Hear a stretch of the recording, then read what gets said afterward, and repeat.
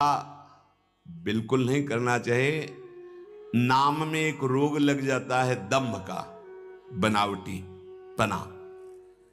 जहां दंभाया तो नाम अंतर ध्यान हो जाता है, दाम्भिक की प्रापंचिक गति हो जाती है, प्रपंच में फंस जाता है। इसकी कई बार संकेत में चर्चा हुई है। ये दंभ बहुत हानिकारक है। प्रभु का नाम प्रभु के प्रेम के लिए, केवल प्रभु को रिझाने के लिए है। अगर कहीं बनावटीपना, दिखावटीपना आ गया, दूसरों को प्रभावित करने की बात आ गई, तो दंभ आ जाएगा। यह दंभ बहुत बड़ा आपका परमार्थ नाशक रोग है। ये बड़े बड़ों के अंदर आ जाता है। इस बात का पता लगना बड़ा कठिन हो जाता है कि दंभ आ गया है। इस दंभ के दोष से बचने के लिए आपके फोन से सिर्फ रिंगटोन नहीं, भक्ति की आवाज निकलेगी। सनातन ऐप लाया है भगवान के स्पेशल।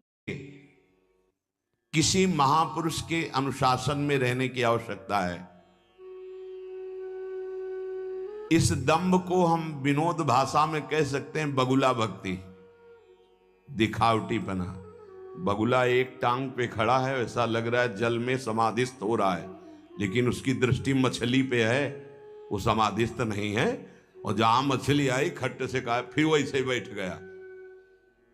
जिसकी दृष्टि विषय भोग पर होती है, विषयों पर होती है, मान प्रतिष्ठा पे होती है, वो दंभ भक्ति में लग गया। अब वो नष्ट कर देगा।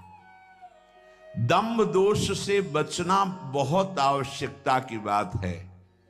जिसको अंदर से नाटक करने का स्वभाव बन गया है, मान बड़ाई प्राप्त करने के लिए, अपने को सिद्ध बताने के लिए, वो दंभी हो जाता है। दंभी किसी और को धोखा नहीं दे रहा है, वो अपने आप को धोखा दे रहा है। वो बहुत ही मूर्खता पूर्वक अपने धन को खो रहा है।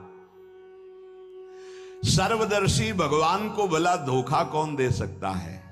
हम कह सकते हैं कि वो धूर्त जो दंभ और पाखंड कर रहा है, वो अपनी वासनाओं की पूर्ति के लिए सिद्ध बनना चाहता है, वो बहुत बुरी तरह भ्रष्ट हो जाता है।